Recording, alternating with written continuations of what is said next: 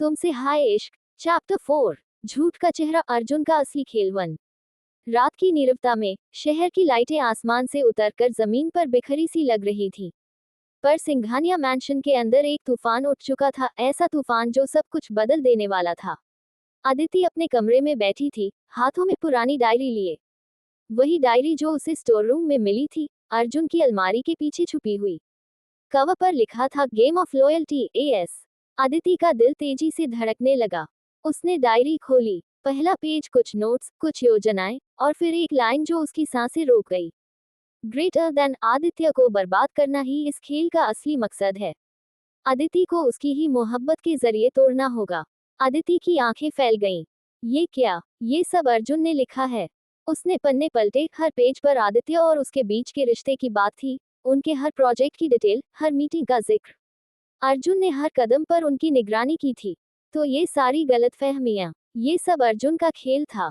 अदिति की आंखों में आंसू आ गए, लेकिन इस बार उनमें दर्द नहीं, गुस्सा था। Scene cut, Rathore mansion. Aditya अपनी कार में बैठा था, एक हाथ में फाइल और दूसरे में फोन। वो किसी को कॉल कर रहा था। कबीर, मुझे अर्जुन सिंघानिया के फाइनेंशियल रिकॉर्ड्स चाहिए, अभी के अभी। फोन की दूसरी तरफ से आवाज आए, सर, आप ठीक कह रहे थे।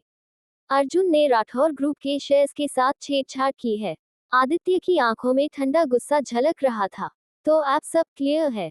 उसने मेरी कंपनी और मेरी लव दोनों के साथ खेल खेला है। उसने कार स्टार्ट की और गाड़ी सीधे सिंघानिया मैंशन की ओर बढ़ी। Meanwhile Singhania mention. अदिति के कमरे में दरवाजा धीरे से खुला। वो घबरा गई। सामने अर्जुन था। दीदी, इतनी रात को जाग रही हो? अदिति ने डायरी तुरंत छिपाई। हाँ, बस कुछ पुरानी बातें सोच रही थी। अर्जुन मुस्कुराया, वो मुस्कान जिसे देखकर कभी अदिति को सुकून मिलता था, अब वही मुस्कान उसे डराने लगी थी। दीदी, आपको आदित्य से दूर रहना चाहिए। वो आदमी भरोसे के लायक नहीं है। अदिति ने निगाहें मिलाई। और तुम कितने भरोसे के लायक निकले हो अर्जुन। अर्जुन की मुस्कान पल भर को जमी रह गई।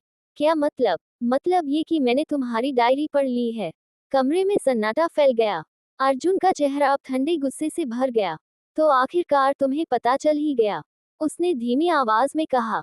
हाँ, मैंने किया ये सब क्योंकि तुम और आदित्य मिलकर हमारे परिवार को बर्बाद कर देते। अदिति चीखी, तुम पागल हो गए हो। आदित्य ने कभी कुछ गलत नहीं किया। अर्जुन ने गुस्से में मेज पर हाथ पटका। गलत उसने नहीं किया, वो हमारे पापा की कंपनी को हड़पना चाहता था। तुम नहीं जानती दीदी, वो सिर्फ तुम्हें इस्तेमाल कर रहा था। अदिति की आंखों में गुस्सा था, पर साथ ही दर्द भी। तुम झूठ बोल रहे हो अर्जुन। मैंने उसकी आंखों में सच्चाई देखी है। और तुमने सिर्फ नफरत बोई है। अर्जुन ठहाका मारकर हंसा, इश्क में अंधी हो गई हो तुम। उस आदमी ने तुम्हें कुछ नहीं सिवाय धोखे के दिया है। अदिति ने ठंडी सांस ली। नहीं अर्जुन, धोखा तो तुमने दिया है, भाई बनकर, दोस्त बनकर, और अब इंसानियत को धोखा देकर। उसी वक्त दरवाजा खुला और अंदर आया आदित्य। उसकी आंखों में गुस्सा और दर्द दोनों थे। बस बहुत हुआ अर्जुन, आदित्य ने जोर से कहा। अब ये खेल खत्म होगा। अर्जुन हंसा। तुम सोचते हो तुम हीरो हो? ये दुनिया ऐसे हीरो के लिए नहीं बनी जो सच बोलते हैं आदित्य। मैंने वो किया जो जरूरी था। आदित्य आगे बढ़ा। और मैंने वो किया जो सही था। दोनों आमने सामने खड़े थे, जैसे दो तूफान एक दूसरे से टकराने वाले हों। अदिति बीच में खड़ी थी, आंसू बहते हुए देख रही थी कि कैसे दो लोग, जिनसे वो सबसे ज्यादा प्यार करती थी, अब एक दूसरे के दुश्मन बन चुके थे। Scene change, mansion hall. Aditi ने सबके सामने डायरी टेबल पर फेंकी। ये देखो, अर्जुन की सच्चाई। सिंघानिया परिवार के लोग इकट्ठे हो गए। अदिति की माँ, काव्या सिंघानिया, कांपते हुए बोली, अर्जुन, ये सब क्या है? अर्जुन ने कोई जवाब नहीं दिया, बस आदित्य को घूरता रहा। आदित्य बोला, उसने मेरी कंपनी के अगेंस्ट फॉल्स कॉन्ट्रैक्ट बनाए, शेयर मार्केट मैनिपुलेट किया और हम दोनों के बीच मिसअंडरस्टैंडिंग क्रिएट की। काव्य का चेहरा सफेद पड़ गया। अर्जुन, तुमने अपने ही घर को तोड़ दिया। अर्जुन की आंखें लाल हो गईं। घर घर टू कब का टूट चुका था माँ, जब पापा ने मुझे इग्नोर करके अदिति को ए बना दिया। अदिति चौंक गई। तो ये सब जलन थी?